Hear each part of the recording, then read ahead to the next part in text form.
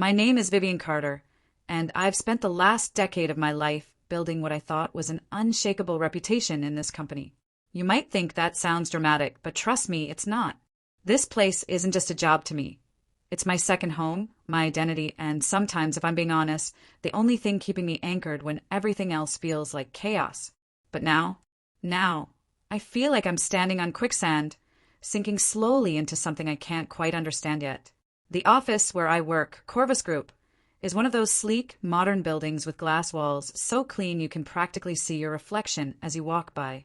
It's located downtown, right in the heart of the city, surrounded by coffee shops and lunch spots, filled with people who dream of working here someday.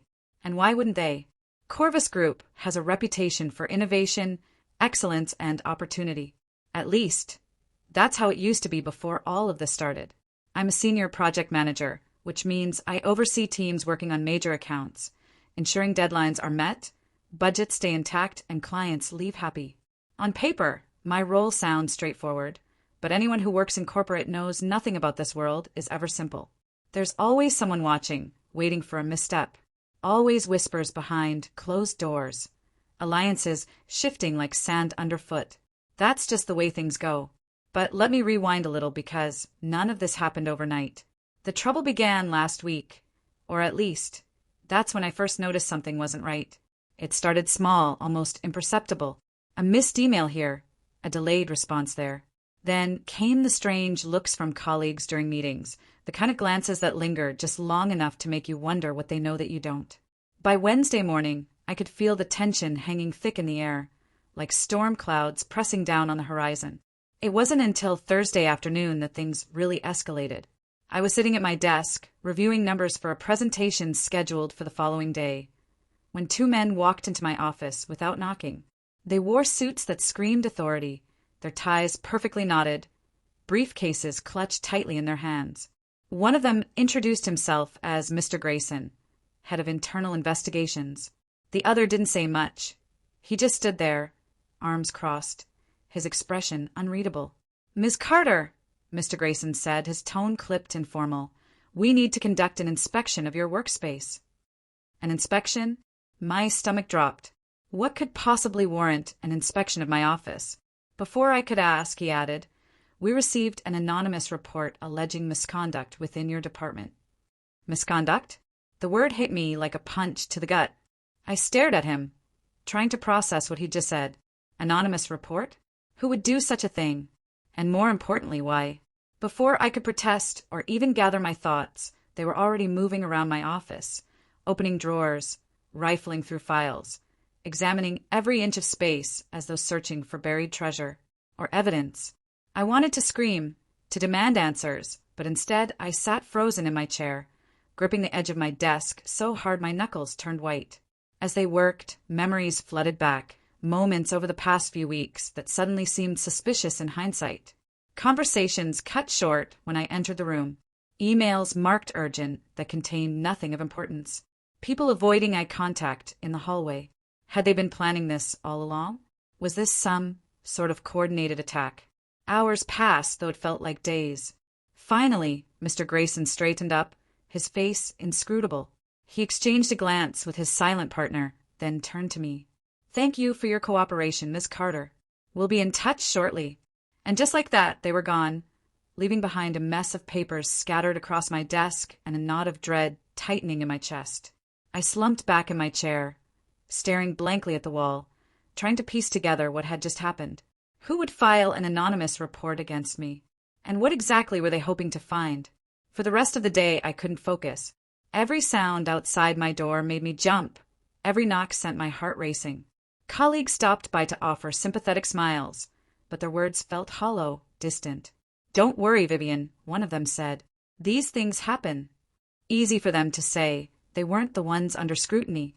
When I finally left the office that evening, exhaustion weighed heavily on my shoulders. The streets were alive with the usual bustle of commuters rushing home, oblivious to the turmoil swirling inside me. I walked aimlessly for a while, letting the cool night air clear my head. But no matter how far I wandered, the questions followed me. By Friday morning, rumors were spreading faster than wildfire. Whispers echoed through the halls, speculations flying unchecked. Some claimed I'd embezzled funds. Others suggested I'd leaked confidential information to competitors. None of it made sense. I hadn't done anything wrong, but logic rarely matters when fear takes hold. During our weekly team meeting, I tried to maintain composure, addressing concerns calmly and assuring everyone that everything would be resolved soon. But beneath the surface, doubt gnawed at me. How could I convince others of my innocence when I barely believed it myself anymore? Then, late Friday afternoon, another twist unfolded. Mr. Grayson returned, this time alone. His demeanor was different, less stern, more contemplative. He closed the door behind him and took a seat across from me, setting his briefcase on the floor.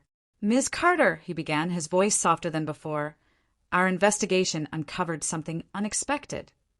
My pulse quickened. Unexpected? What did that mean? Had they found proof of wrongdoing? Or worse, had someone framed me? He hesitated, choosing his words carefully. "While reviewing your files, we discovered discrepancies, but not related to you personally." Relief washed over me, followed immediately by confusion. "What kind of discrepancies?" I asked cautiously. "It appears," he continued, "that several projects managed by your department have been manipulated. Financial records altered, timelines adjusted, resources misallocated. Someone has been tampering with data systematically." Tampering with data? My mind raced. If this wasn't about me, then who was responsible? And why target my department specifically? Mr. Grayson leaned forward slightly, lowering his voice. "We believe this may be part of a larger scheme, one involving multiple departments, possibly even higher-ups within the company." A chill ran down my spine. Higher-ups? Could this reach as far as the executive board? If true, the implications were staggering. But why involve me? Why drag me into this web of deceit? Over the weekend, I couldn't shake the feeling that I was missing something crucial. Pieces of the puzzle kept floating, just out of reach, tantalizingly close, yet frustratingly elusive. I replayed conversations, retraced steps, scrutinized every interaction for clues. Nothing clicked. Monday arrived, bringing with it renewed uncertainty. Rumors had evolved, morphing into wild theories about corporate espionage, sabotage, and betrayal. Some pointed fingers at rival companies seeking to undermine Corvus Group. Others hinted at internal power struggles, ambitious individuals willing to destroy careers to climb the ladder. Amidst the chaos, I received a call from HR requesting a private meeting.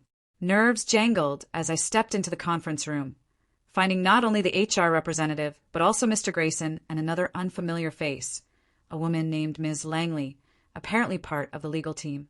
"Ms. Carter," Ms. Langley began, her tone brisk and professional. "Given the nature of these findings, we need your full cooperation moving forward."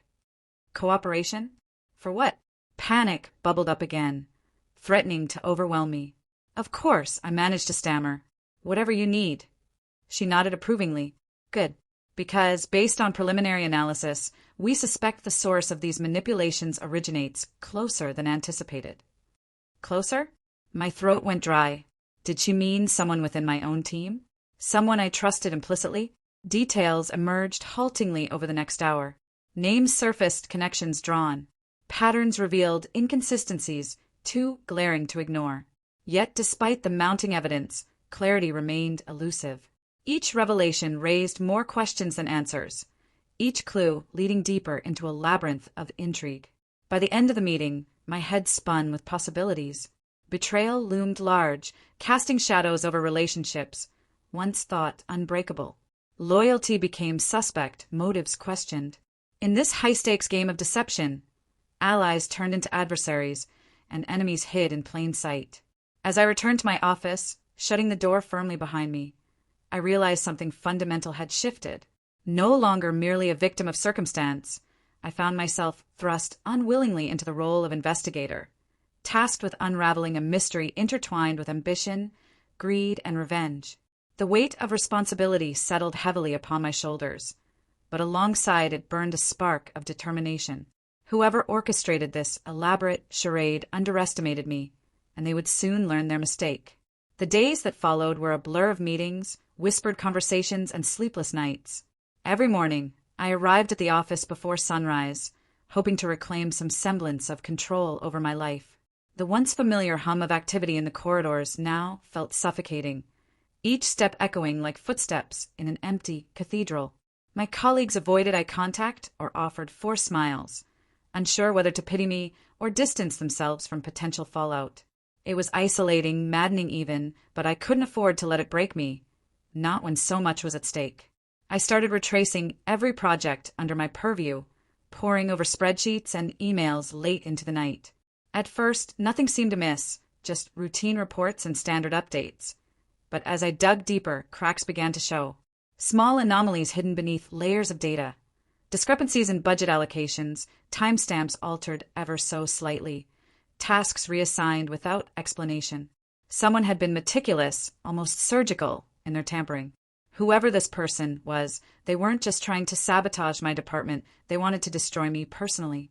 One name kept surfacing repeatedly, Daniel Hargrove. He'd joined Corvus Group about 6 months ago, transferring from another division after some restructuring shuffle I hadn't paid much attention to at the time.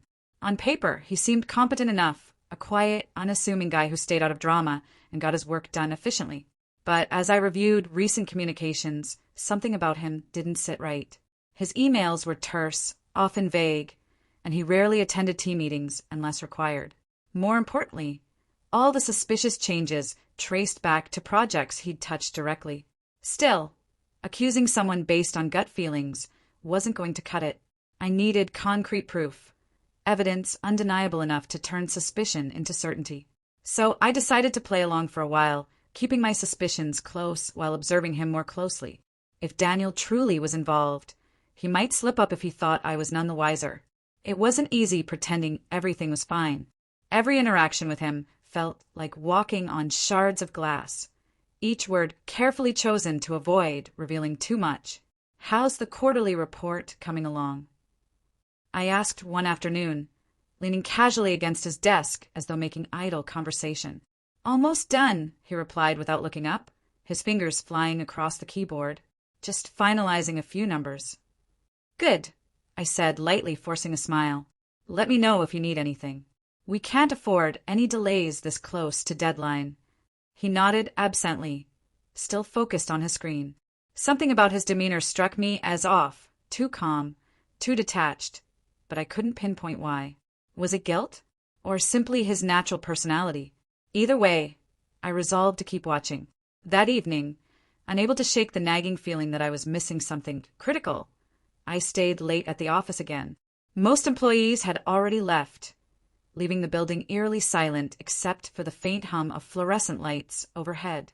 I sat alone in my office, sifting through files and cross-referencing notes until my eyes burned with fatigue. Just as I was about to call it quits, I stumbled upon something unexpected, a deleted email draft buried deep within our shared server logs. The message was addressed to someone named JM and contained only a brief sentence. "Phase 2 is complete. Proceed as planned." No signature, no context, just those cryptic words floating in cyberspace. My heart pounded as I stared at the screen. Who was JM? And what exactly did Phase 2 entail? Before I could delve further, the sound of footsteps startled me. I froze, listening intently. They were soft, deliberate, moving steadily closer to my office. Panic surged through me. Who would be here this late? Had someone realized I was onto them? Quickly, I minimized the window and switched to a harmless spreadsheet, pretending to review figures. A moment later, the door creaked open, and there stood Ms. Langley, the same woman from HR who'd questioned me earlier. She looked surprised to see me still working, her sharp gaze flickering between me and my computer monitor. "Ms. Carter," she said, coolly stepping inside. I didn't expect anyone else to be here. "I could say the same," I replied evenly, masking my unease. "Is there something I can help you with?" She hesitated, then shook her head. "No, nothing urgent. Just tying up loose ends before heading home." Her tone was polite, professional, but there was an edge to it that set my nerves on edge. Loose ends? What did that mean? We exchanged pleasantries for a few minutes before she excused herself, her heels clicking softly against the tiled floor as she walked away. Once I was sure she was gone, I exhaled sharply, my hands trembling as I reopened the deleted email. Whatever game was being played here, it was bigger and far more dangerous than I'd initially imagined. Over the next several days, paranoia became my constant companion. Every shadow seemed menacing, every casual remark laden with double meanings. Even people I trusted implicitly suddenly appeared suspect. I found myself questioning motives behind every decision, second-guessing alliances I'd taken for granted. Sleep eluded me entirely, replaced by restless hours spent staring at the ceiling, replaying scenarios in my mind. Then came the breakthrough, or rather, the breadcrumb trail leading toward one. While reviewing archived backups of old presentations, I noticed something peculiar, a footnote referencing a meeting I didn't remember attending. Curious, I dug deeper and discovered it was linked to a strategy session held during a company retreat last year. Oddly, neither I nor anyone from my current team had participated in that event. Yet, somehow, documents associated with it bore my digital signature. A chill crept down my spine. Someone had forged my approval, embedding it seamlessly into official records. This wasn't random vandalism. It was calculated, methodical manipulation designed to implicate me should things go south. And judging by how intricately woven these threads were, whoever orchestrated this had been planning it for months. Determined to expose the truth, I reached out discreetly to an old friend in IT, asking for assistance without revealing too many details. Marcus owed me a favor anyway, having crashed our mainframe years ago due to a coding error only I managed to fix quietly. Within hours, he sent over encrypted access codes, granting me temporary clearance to restricted areas of the network. Armed with this newfound leverage, I dove headfirst into forbidden territory, navigating firewalls and bypassing security protocols with growing urgency. What I uncovered chilled me to the bone. Buried deep within encrypted folders were detailed plans outlining systematic sabotage spanning multiple departments, not just mine. Each phase meticulously documented, complete with timelines and contingency measures. Phase 1 targeted financial records, creating subtle inconsistencies meant to raise red flags during audits. Phase 2 manipulated resource allocations, ensuring key projects fell behind schedule. And Phase 3, well, that part remained locked behind additional encryption, inaccessible even with Marcus's help. But the most damning revelation came when I finally decrypted the recipient list for those cryptic messages. JM turned out to be Jonathan Myers, CFO of Corvus Group. Suddenly, the pieces clicked together with horrifying clarity. This wasn't merely corporate espionage. It was an inside job masterminded by one of the highest-ranking executives in the company. And yet, despite the mounting evidence, doubt lingered. Why target me specifically? Why drag my name through the mud when the real objective clearly extended far beyond my department? Unless I wasn't the primary target after all. Perhaps I was collateral damage, a pawn sacrificed to distract from larger ambitions. As dawn broke outside my office window, casting golden light across scattered papers and glowing screens, I realized the battle ahead wouldn't be fought solely with facts and figures. To uncover the full extent of this conspiracy and protect myself, I needed allies willing to risk everything alongside me. Allies smart enough to recognize the stakes and brave enough to face whatever consequences lay ahead. With renewed resolve, I drafted a carefully worded email, sending it to 3 individuals whose loyalty I trusted implicitly. Then, steeling myself for whatever came next, I hit send. The email was simple. I need your help. Meet me in the old conference room at 7 p.m. tonight. Trust no one else. As I sent it, a mix of fear and determination washed over me. Whatever happened next, I knew one thing for certain. This wasn't just about saving my career anymore. It was about exposing the truth, no matter the cost. That evening, as the 4 of us gathered in the dimly lit room, I laid out everything I'd uncovered. The silence that followed was heavy, but their eyes told me they were ready to fight alongside me. Together, we vowed to take down whoever was behind this betrayal. But little did I know, our meeting hadn't gone unnoticed. Somewhere in the shadows, someone watched and waited.